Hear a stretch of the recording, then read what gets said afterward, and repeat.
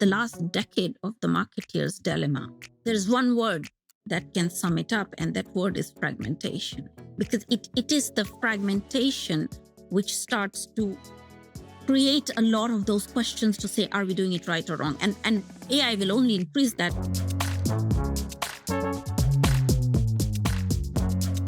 Here's a little secret. When I ask leaders across the industry and within Google, which company is truly cracking the code on modern marketing, one name comes up more than any other: L'Oréal. Joining me today is Asmita Dubey, the Chief Digital and Marketing Officer at L'Oréal Group. Asmita oversees the digital transformation for the world's largest beauty business, navigating a portfolio of iconic brands and over 90,000 employees. Her leadership is defined by a simple but powerful philosophy. Marketing must flex two muscles at once: math and magic. It's the constant balance of creativity and technology, short-term performance and long-term brand building that matters. Today, we're diving into how L'Oréal is operationalizing AI at enterprise scale, building from a decade of digital transformation and now into a new era of AI-augmented marketing. If you want to be at the frontier of this moment, this is your blueprint. Here's my conversation with Asmita. It seems like you're a true global citizen. You've, worked in China, family all over the world, you were telling me, based in Paris, travel all over the world. What does that feel like? How does being a global citizen impact your role and what you're doing day to day? It shapes you. It shapes who you are.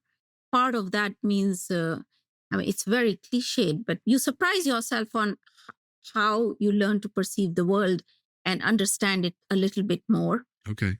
Well, I was reading about some of your background and beyond being sort of truly global, your parents were teachers.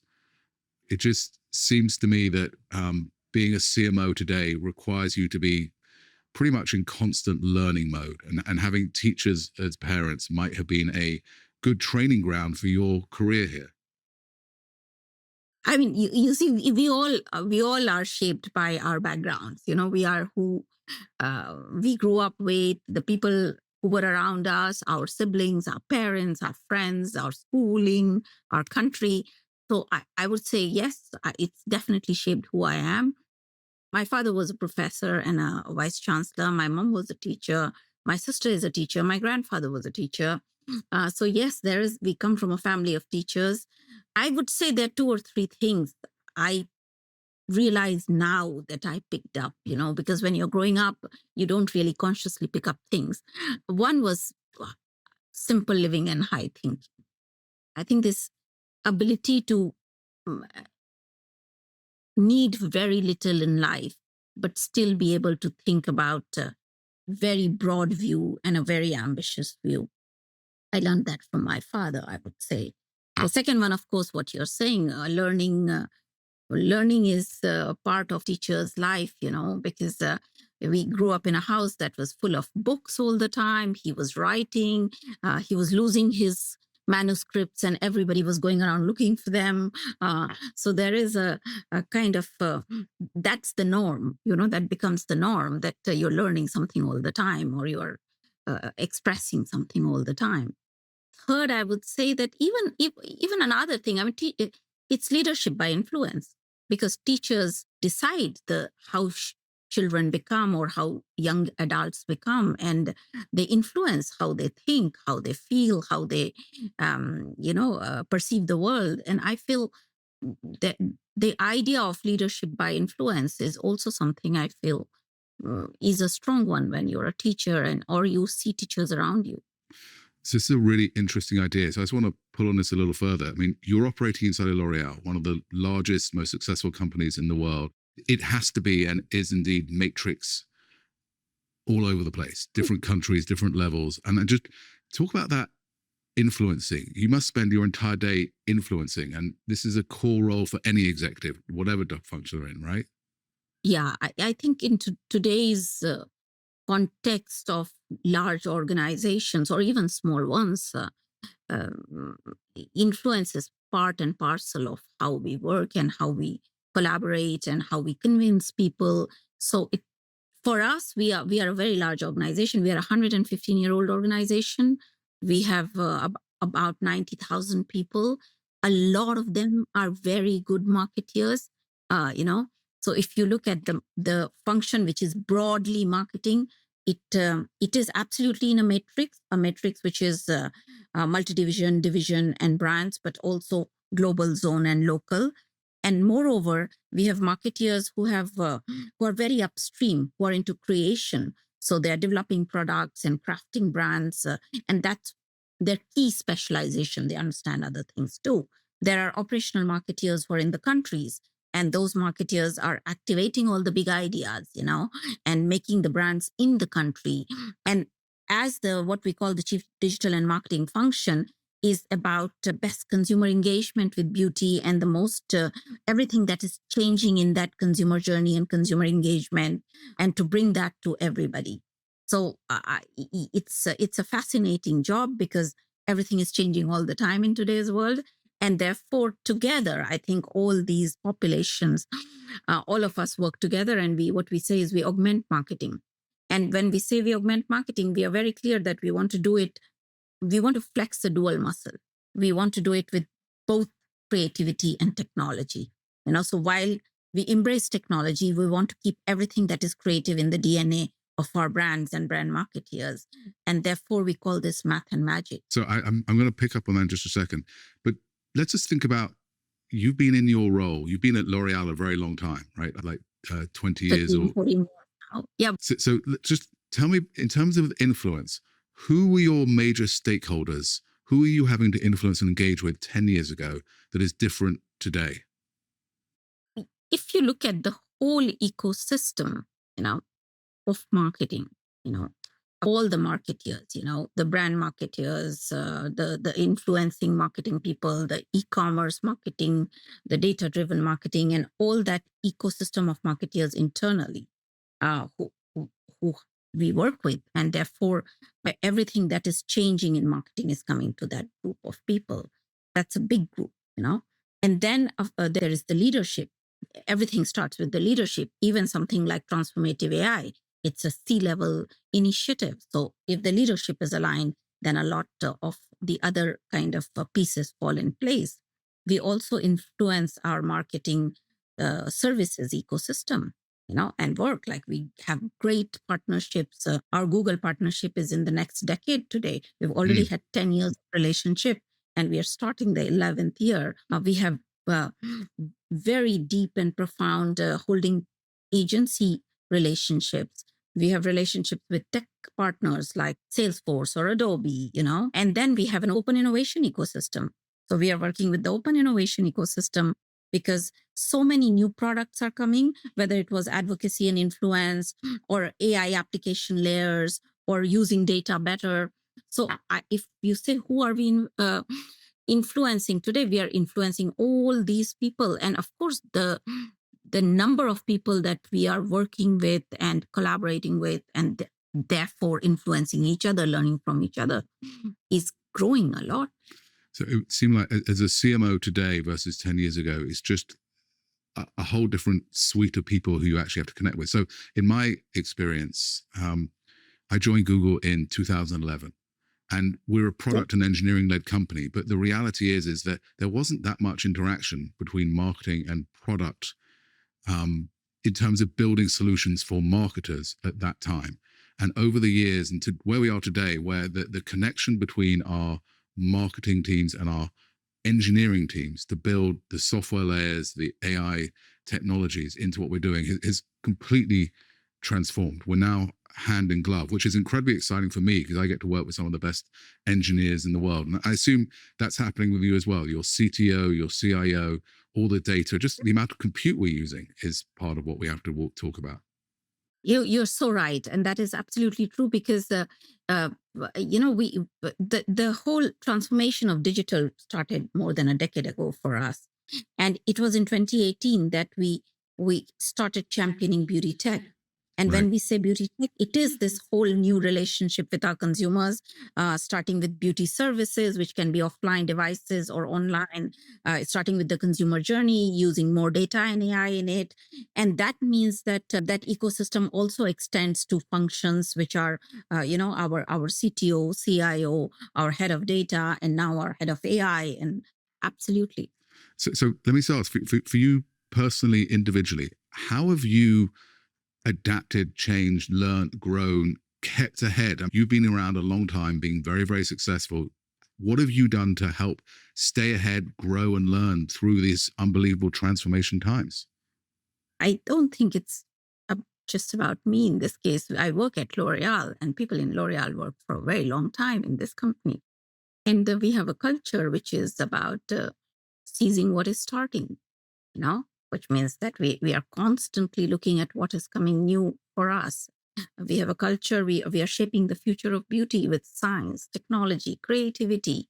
We are people who we say that we are both poets and peasants. So we can be very visionary in terms of where the future is coming. But then we, roll our sleeves and we are into the executional excellence. And when you do all of that, and with everything, the rapid changes that we see in the beauty consumer, we are very, very entrepreneurial as a culture, and we are very passionate people, and we kind of feed each other with that. So how do you stoke that entrepreneurialism? Because you're doing something right, right? You're doing a lot of things right, clearly. But as part of the C-suite, your job is to get your 5,000-10,000 people, whoever really working for you, to keep that entrepreneurial spirit alive. So what are some of the things? What are the one or two ideas or notions that have really helped drive that behavior? Innovation is in the DNA of our company. There has been a massive focus on the last few years, and even now, on skills. We are a company who is becoming more and more about skills. We have taken the whole organization and kind of broken it down into more than 500 different skills. Within marketing digital, there's about 50 to 70 skills that we say, okay, good at brand building, on idea generation, on CRM, on media, on advocacy and influence. And it is, and then what we do is we upskill from the skill, So in your adjacencies, we upskill like thousands and thousands of marketeers with what we call Augmented Marketing and Communications University every year. Then with that upskilling, a whole population starts to get to know it. And the proof of that upskilling comes in the way we manage mobility and change for the people. So people are constantly moving from one kind of job to another kind of job, and therefore they're learning on the job as well. So that really works for our system, I would say.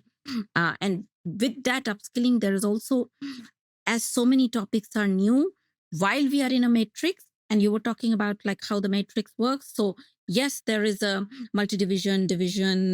There are a lot of brands. With 40 global brands are there. Yes, we are sitting in Paris, but there is the zones, the Europe zone, the North America zone, and all. There are the countries, and all the work is happening there. And what we are doing is we're taking particular skills and creating communities of those skills. So people who understand advocacy and influence and are the best influencer marketeers of our company, they come together every month and they share with each other that what happened in Brazil. And, so we just had a Garnier product, which did very, very well with a kind of a way of doing advocacy that we are calling massvocacy, because we are creating a lot of peer-to-peer word of mouth between people. So that gets discussed in all those forums, and everybody goes, what did you do? And how did you do it? And what part of it can we copy? So there is the upskilling and then the community management. And with all of that, there's a constant learning mechanism within the company. So that's super fascinating. And this is, I love these conversations because, people say we have an innovative culture, but it's like there is always a system. There is always a way of working. And this is what I think it means to be at the frontier of marketing. You build the foundations, you build the programs. You as a leader, you have to invest in bringing your teams along. And when you create the pathway, they then will fill it, and actually things will go. So I just That sounds like a real good secret sauce that organizations really need to invest. You said 50 to 70 skills with the marketing constantly being updated, adapted, and pushed. Skilled being adapted, but also kind of formalize the thing that how many skills do I have? So we have apps called Edge where you can go and test yourself and then say, I want an adjacent skill, therefore I'm going to build two more. And therefore that upskill and reskill and therefore move. So yeah, absolutely, it is a system. Just to give you an idea, when we talk about AI, and a lot of companies are doing that, but what is the internal L'Oréal GPT? More than 70,000 people are upskilled on that. When we talk about augmented marketing and communications university, I think in 2025, which was whole of last year, almost 30,000 people were upskilled, on programs within that. It's a remarkable and probably explains why people are sticking around, because they're continuously growing and learning. I want to go back a few years. I was looking at the numbers on L'Oréal, and back in 2015, 2016, somewhere around there, about 5% of L'Oréal sales were direct online. Today, it's somewhere over 30%, 31, 32%. You don't have to say the exact number, of course, but you have digitally transformed. Most companies say they have and haven't, and you have. And I'd just love to hear from you about what were the decisions, the crossroads, the pillars, what enabled this transformation to where we are today from 10 years ago? There was the support of the whole organization, and there was a strategy to do that. There was this idea of we were so focused on the fact that the consumer engagement models are changing and the channel mix is changing. Right. And do we understand it very, very well? Are the playbooks right? So that becomes the strategic intent, the understanding of it, the going deep into the numbers, the looking at our business all the time, actually making playbooks. We at some point we go like we have too many playbooks, but sitting down, writing it, formalizing it as to what is working, because we understand that the consumer engagement models are changing. We are a beauty company. It is about creating demand and desire for beauty with the offers that we have, engaging with our consumers in the right way. And if the consumer is changing their behavior, to be with that behavior. And then with our customers, when it comes, the channel mix has shifted so much over the last decade. Who are the players that are emerging? Do we have the best understanding of those players? What do we know? How can we change? What can we learn? So there is these two which were changing, and to be part with that change all the time, to understand it very well. Once you understand it and you strategize it, still we need at speed the shift in operating models, right? To give you one example, if you look at the creator economy has really been growing over the last 5 years. If you look at television, people say on one hand, television is dead. On the other hand, it's the streaming, the digital TV, which is growing, so much. If you look at commerce to e-commerce to O+O is changing. So all these changes also need a changing operating model on our side.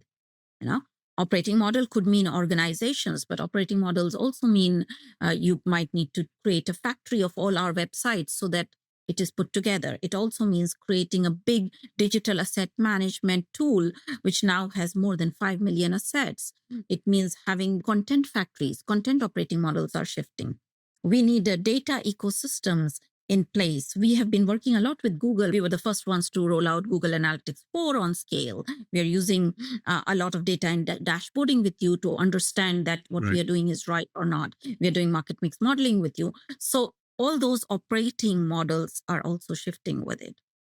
Third, I would say is the operating models are within our teams, but also with our partners operating, not just the operating models, but the nature of the partnership. The master service agreements with our agencies, the joint business plans with our platforms, where we have joint business plans with Google, but also with Meta, TikTok, Amazon. With all of those in place, there is a focus on measurement, which is performance metrics, that, is it working? What was the return ROAS? What was the CPM? What were the impressions? What was the share of influence? What is competitive? But also brand metrics.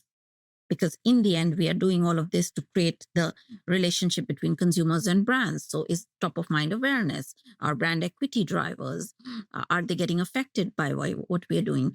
And then the sales and the ROI metrics. But we were very clear from the beginning that for us, the return on investment was both for short and long, you know. So we measured, we did a lot of modeling, we did market mix modeling, and we had short-term ROIs, but we were very, very insistent that we will always look at it together with the long term. Of course, all this works where this whole population that we are working with is empowered and enabled with skills and upskilling, and that is the topic we just spoke about before. Yeah? That sounds like a lot of work.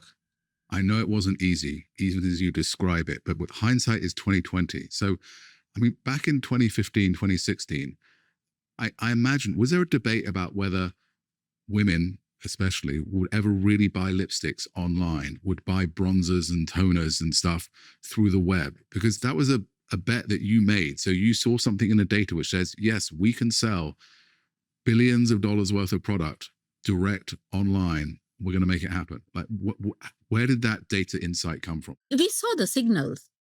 Okay. And you know, the signals were first coming from a market like China, where the market was adopting online and e-commerce quite well, and we had our first JBPs on Alibaba back in 2013, 14.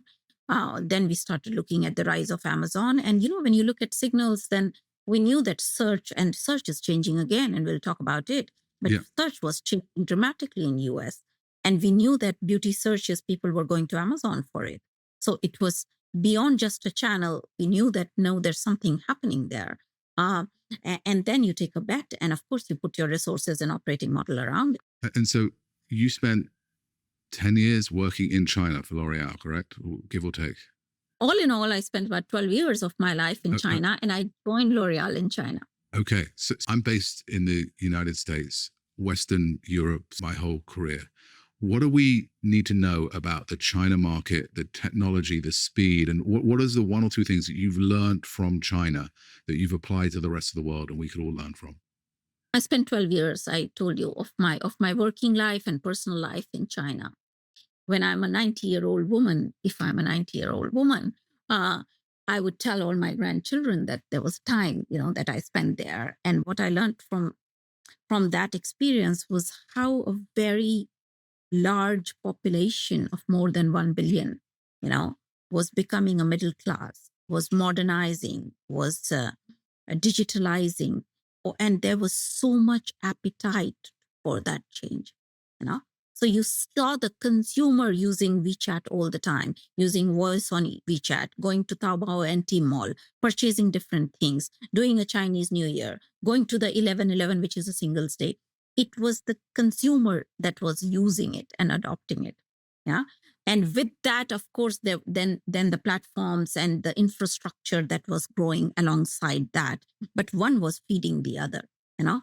And for us in marketing, it was the consumer behavior that was driving our own behavior in China. Therefore, I mean, you know, one of the things you learn is just to be very, very consumer centric around these subjects. Then you see there was a lot of understanding of and use and mutual kind of discussions on how that is working. So again, the partnership between those platforms was very close, and we were both sides were learning together. So there's been a lot of talk about agentic shopping. I really want to get your opinion on this, because you sell 30% of your goods and services direct, right? Still 70% is happening in store, which makes sense to me because people want to see the touch and feel the product when it comes to beauty. I just can't imagine a world, maybe my imagination is not there, where women are going to let robots buy their lipstick for them. Like, it's an extra level of disintermediation. Do you think agentic shopping is really going to drive L'Oréal's business, given the very personal, aspirational nature of the purchase that people are making for your products? That's one part of a very big question. You know, before we answer that, we have to also understand what is changing, you know, because we did speak about China and this and that, and I'll come back to your answer. But even before going to agentic shopping, we have to understand where we are in terms of the total marketing journey in the last 20 years and in the last decade and all of that. you know, and then we can think about, because it's from where are we coming and where are we going, allows us to understand things better. In today's world, what is working, what is not working. What is working is that that because of data and AI and everything in the marketing itself, you have a lot of real-time insight to action. We can take action faster. Innovation can be faster. There is a democratization of creation. And so instead of a few people, hundreds of thousands of people and even millions of people can create and talk, and those can be super authentic conversations, can be very positive. What is also working is this, that the platforms are driving so much products in terms of personalization, making it convenient for the consumer, making sure that they can use something, feel it, and we are making sure that the beauty experience is very, very good in that, because we are constantly reinventing the beauty experiences within all of this. At the same time, what is not working as well for the whole industry, and also therefore, by definition for us also, and we have to be conscious of it, is what I would say two things. That a question we have to ask is the focus between short term and long term, and which is where I said that when we talk about measurement, we are always talking about both short term and long term. What is also a question for the industry is that how are we building brands in today's world? When we are democratizing so much, are we splintering the brand itself when different people are talking about it? How do we take this creator economy and make it a source of resilience for us? How do we preserve what is the essence and meaning of brands and what brand meant to that? So there are things that are working already, and there are things that are not working as well, or they need a question. If we have to sum up, and I'm going to come to AI, it's a very long-winded way to go to it, but if we start summing up the last decade of the marketeer's dilemma, there's one word that can sum it up, and that word is fragmentation. Okay. Because it is the fragmentation which starts to create a lot of those questions to say, are we doing it right or wrong? And AI will only increase that. That's why I'm bringing it. There's fragmentation at many levels. There's fragmentation of the consumer journey. You're going from brand say to creators say, influencers say, to people say, peer-to-peer. So more people are talking. It's fragmenting.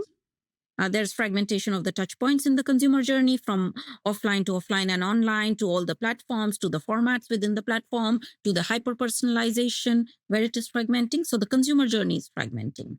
You have product marketing, you have content marketing, you have influencer marketing, you have e-commerce marketing, you have data-driven marketing. Now you're going to get agentic marketing. So there is a fragmentation because everybody's so busy in influencer marketing, so busy learning and doing that.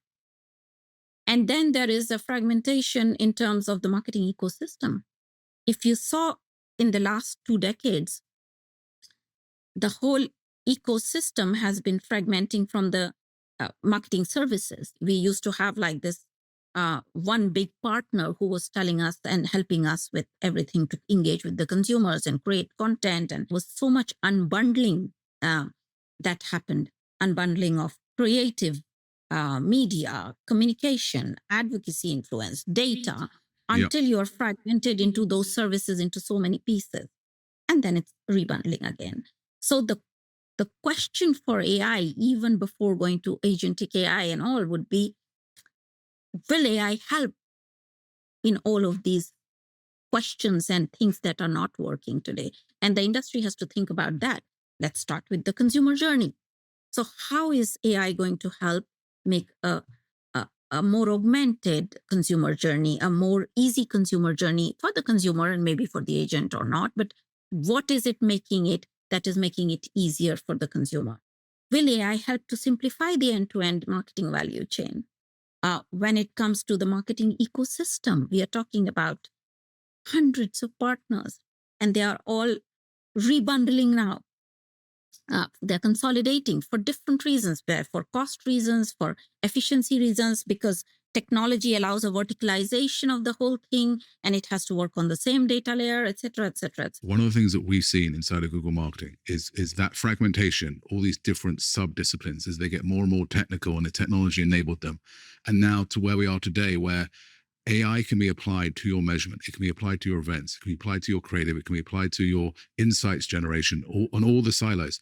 But it can, if you just do it in silo, you just end up with a faster, more efficient, maybe more impactful silo. And what we actually need is what you're describing is this sort of the rebundling, the bringing together, because the speed at which we need to operate no longer allows for those silos to happen with the baton pass the way perhaps they were. I used to work on the agency world back in the day, and a new business pitch, the final weekend before the big pitch was the best moment because everyone was in the office. You had a lot of cold takeout pizza, and you got round the problem together, and you didn't know who the creative director was, you didn't know who the media person was, you didn't know who the measurement person was. And that's what I think AI is starting to do. So let me just ask you, are you thinking about your teams and the way you're structured and the way you're organized and rebundling, looking forward and to speed up the AI across everything? I mean, what we are for sure thinking, I mean, because a lot of this is new and, it will reveal itself. What we are thinking is about the AI-powered consumer journey and the AI-powered marketer journey. So we are saying, what is the AI-powered consumer journey? And which is where we can come back to, the last question you asked. The AI-powered consumer journey, in the end, is that the way people, and Google talks about streaming, scrolling, searching, shopping, you know? So how discovery of products is done is changing with generative engine optimization. And then it's becoming more conversational in terms of consideration and trial and all. And then shopping is becoming agentic because you can buy in the same way, through the agent or not. But if it's more seamless and it's less fragmented, then there is a value there, and that is the value that we are trying to experiment and explore and say, okay, if beauty is becoming conversational, then how can it create value for the consumer? And how can it become easier for the consumer? And are we able to kind of harness that value using AI? When it comes to the AI-powered marketer journey, and here it comes from a marketer's journey starts from a good consumer insight. So you take all the documents on beauty in your enterprise. It can be outside also, but hundreds of thousands of documents, and you create a one intelligence layer. So if I ask a question that give me something on dry skin or give me something on boomers in emerging market, we don't have to spend 5 days to read it, but there can be a summary of all of that because the information is available. From there, you get into content creation, and content creation models will change because somebody sitting on their laptop could create, or a big idea can come from a very creative mind, or there could be a factory which can adapt very, very quickly. You can do AI-powered activation. And then the marketing ecosystem, we have to see how that is gonna shift, because it's in the middle of a lot of flux today. Do you have any examples? It sounds like you're well down this journey, and all the digital transformation you talk about, AI is now accelerating. But what are your North Star examples right now of this is where we think we're getting it right in a sort of agentic, or not agentic, in an AI-powered consumer and an AI-powered marketer? All our marketeers are able to use and create images and a bit of videos by themselves and with their agencies. And you would see beautiful images coming from our generative AI content studio, which is Creaitech. Right. And we are bringing the latest models there, like Nano Banana. We work with Adobe, and to say, let's put it all there and have a place where it can be an IP secure, our brand led images that we are creating. And at the same time, our agencies are doing that too. Just to clarify, Creaitech is a name you've given to sort of the process, or is actually a product that you have built? Actually, it's a platform. Okay, so it's a product. It's a platform on which we have all the models that we choose. So it's Google Imagen, it's Nano Banana, it's Stable Diffusion, it's Adobe Firefly, and you can choose those. And from there, you can get on to say, okay, here is my existing product. Not only that, we are linking it back to some 3D product generation. So here is my patch shot, and here are all the angles of the patch shot. Now I want this on a beautiful mountain view. This is only for internal use when you're doing this, or external use. You can go and post it on your social or use it for your e-commerce PDPs, etc., etc. And that Creaitech Studio generates millions of images, which means that there are more than 5,000, 7,000 marketeers who are able to work day to day with AI today. So I just want to follow up there, Asmita. 5,000 to 7,000 marketers using your Creaitech platform. One of the challenges we've had is you can build a platform, you can't necessarily make people use it. What has been the unlock to get your marketers to actually know the platform exists, dive in and use it, and then use it for a second, third, fourth, fifth time ongoing? It's our culture of seizing what is starting, and we are marketeers at heart. And when we see a new product and we see a new way of doing and a new way of brand building and creating, we want to use it first, and then we make it available in the right way. We have the right upskilling, the workshop, so that system is working. If you look at AI-powered media activation, we had the Google earnings call, and L'Oréal was called out as being one of the most mature in terms of AI-powered media activation products.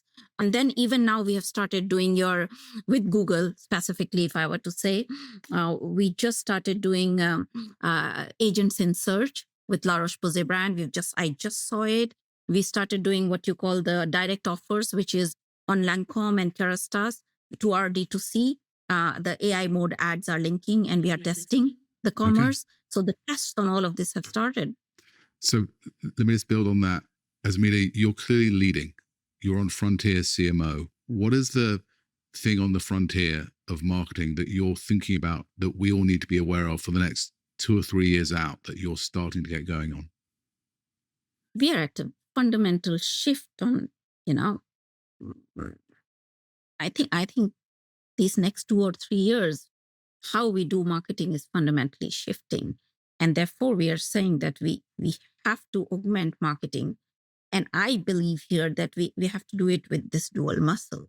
We have to have this next generation of marketeers who are very comfortable with the math, but actually want to create the magic, who are about creativity and technology, who are about both speed and scale, who are about short-term and long-term. We have to flex this dual muscle because, there's a technology is coming to marketing like never before. Okay, that makes great sense. And I love adding strings to my bow. This has been great. Thank you so much. I'm going to ask you a couple of very rapid fire questions. I'm going to ask if it's a signal or a noise. We're at the end of the brand CMO, signal or noise? I think it's a noise because you need the brand to be even more distinctive, and then with the dual muscle. I like it. Agentic commerce for beauty shoppers, signal or noise? I think it's a signal. Okay, a cautious signal there. Yeah. Signal or noise, peer-to-peer influencer marketing more important than celebrity influencer marketing? Signal.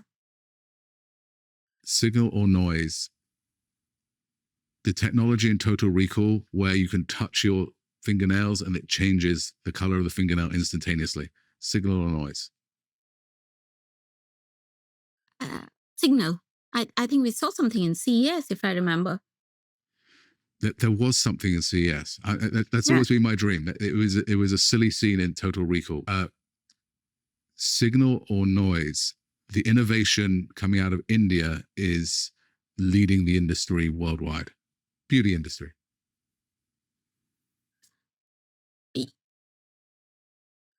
I think that applies to a lot of markets. There is a local relevance and an appetite for local relevance in beauty because there is an infinite diversity of beauty. So we acknowledge that as a signal. Okay. I'm going to ask one more. I'm making these ones up now because I'm sorry I didn't check the list properly. Signal or noise? In 10 years' time, so not till 2036, L'Oréal will have synthetic models, spokespeople. We don't use AI-generated face, hair, skin, or body for product, to enhance our product benefits. We have a policy there. And that you don't see that ever changing? We believe that a shampoo is used by actual people on their actual hair. Yeah, that's fair. I get it. Stick by the principle. I really enjoyed the conversation. I've really enjoyed just watching a lot of your podcasts and your YouTube talks and video and stuff. I actually learned genuinely a lot, and I really hope our audience picks up on the really impressive work you guys are doing. Well, thank you so much, Josh, and thank you for inviting me for your podcast. Before we wrap, I want to leave you with 3 takeaways to carry into your week. These are your field notes from the frontier. First, fragmentation is the new marketing reality. The consumer journey is no longer linear. Discovery happens through creators, peers, platforms, and conversations happening everywhere at once. The challenge for modern marketers is bringing coherence to a system that is constantly splintering. Second, build systems that scale learning. Great marketing cultures don't rely on inspiration alone. They create mechanisms for growth, upskilling thousands of marketers, defining new skill sets, and building communities where teams share what's working across markets. Third, flex the dual muscle, math and magic. Technology is transforming marketing faster than ever, but creativity, brand meaning, and human insight still matter just as much. The next generation of leaders won't choose between art and science, they'll master both. This is the work at the frontier. Thank you for joining us. For research, case studies, and tools to help you lead through this next platform shift, visit thinkwithgoogle.com, where we track the signals, cut through the noise, and share what leaders are actually learning in real time. Be sure to follow, rate, and review Frontier CMO on YouTube, Apple Podcasts, Spotify, or wherever you get your podcasts. We'll be back next episode with another leader operating at the frontier. Until then, stay sharp and stay out in front.